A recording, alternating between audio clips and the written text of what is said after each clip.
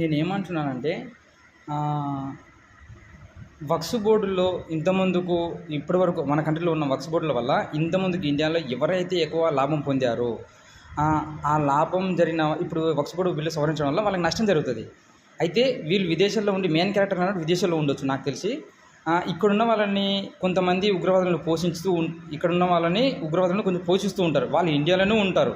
ఎందుకంటే ఇండియాలో దాచుకోవడానికి బోలెడంత జాగా ఉంటుంది. ఎందుకంటే ఇండియాలో ఎక్కడైనా బతకవచ్చు అనే ధీమాతోటి వాళ్ళు పెంచి పోషించారు కాబట్టి వాళ్ళ ద్వారా ఈ దాడి చేయించాలని నేను అనుకుంటున్నాను. ఎందుకంటే వీళ్ళు విదేశాల్లో ఉండి ఈ ఒక్స్‌ఫర్డ్ వాళ్ళు ఎంతో లాభం పొందారు. ఇప్పుడు నష్టం జరిగింది.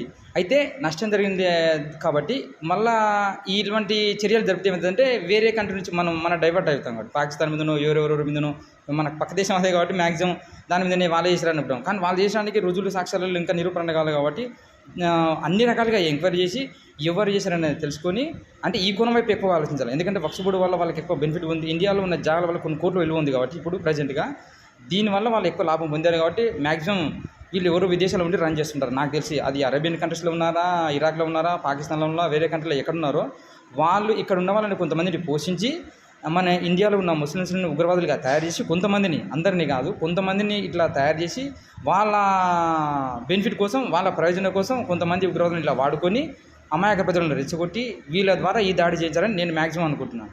ఎందుకంటే వాళ్ళకు దానివల్ల మనం రూట్ డైవర్ట్ అయితే యుద్ధాలు జరుగుతున్నాం, నష్టపోతాం. దానివల్ల వీళ్ళకి కొంచెం బెనిఫిట్ జరుగుతుంది. ఇంకేదన్నా చేసుకోవడానికి ఆ కాశ్మీర్ ఆక్రమించడానికి అక్కడున్న